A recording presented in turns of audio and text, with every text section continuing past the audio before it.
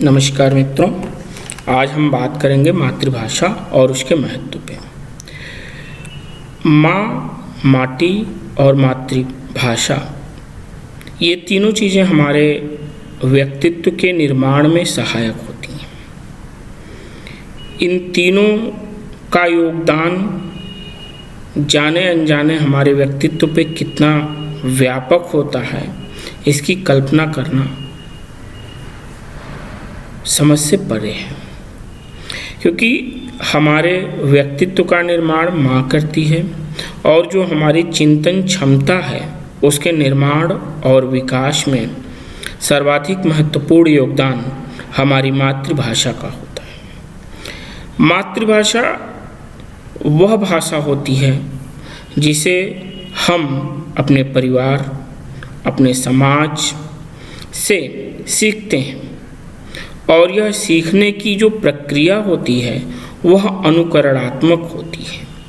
हम मातृभाषा सीखते हैं जैसे जैसे हमारी चिंतन क्षमता का विकास होता है, जैसे जैसे हमारी सोचने समझने की प्रवृत्ति बढ़ती है और हम समाज से चीज़ों को सीखना शुरू करते हैं, वैसे वैसे मातृभाषा हम सीखते जाते हैं और कहीं न कहीं हमारी चेतना के साथ हमारी मातृभाषा का तादात्म्य हो जाता है। भाषा के संदर्भ में एक तथ्य यह भी है कि सामान्यतः एक इंसान 6 भाषाएं बोल, समझ, लिख एवं पढ़ सकता है। तो ऐसे में हम उस भाषा को क्यों न समझें या लिखें या पढ़ें जो हमारे व्यक्तित्व का आधार है। क्योंकि जो भाषा हम अनुकरण से या अपने बचपन से सीखते हैं वह भाषा हमारे व्यक्तित्व का सहज अंग होती है और उस भाषा द्वारा ही हम चीज़ों को जान एवं समझ पाते हैं।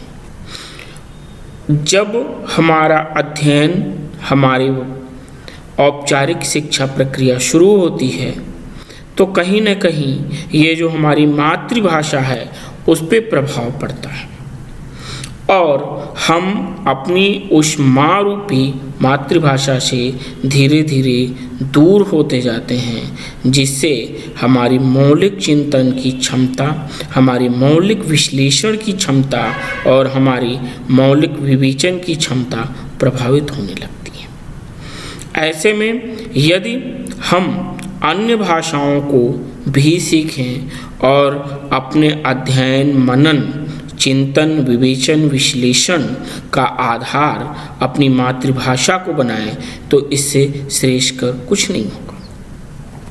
मातृभाषा शिक्षा का यदि माध्यम होगी तो हमारे व्यक्तित्व के विकास में उसकी अहम भूमिका होगी और उस भूमिका के निर्वहन के क्रम में जो हमारी प्राथमिक शिक्षा होगी, जो हमारी प्राथमिक चिंतन दृष्टि होगी, वो यदि अपनी मातृभाषा में होगी तो उसमें मौलिकता कूट कूट कर भर जाएगी, जो आने वाले समय और भविष्य में हमारे व्यक्तित्व के लिए बहुत ही लाभकर होगी। दूसरा पक्ष जो भाषा के संदर्भ में ये है कि यदि हम अपनी मातृभाषा के संदर्भ में के साथ साथ अन्य भाषाओं को भी जानते, बोलते एवं समझते हैं तो उससे हमारी संप्रेषण क्षमता और हमारा व्यक्तित्व और बहुत ज़्यादा प्रभावी हो जाता है।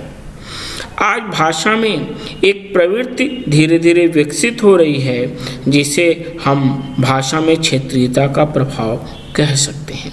प्रभावी संप्रेषण के लिए भाषा में क्षेत्रीयता का प्रभाव देखने को मिलता है और इस प्रभाव द्वारा भाषा व्यापक संदर्भों को ग्रहण करके आपके व्यक्तित्व को, आपके चिंतन क्षमता को, आपके व्यक्तित्व के संप्रेषण क्षमता को एक नई दृष्टि देती है। धन्यवाद।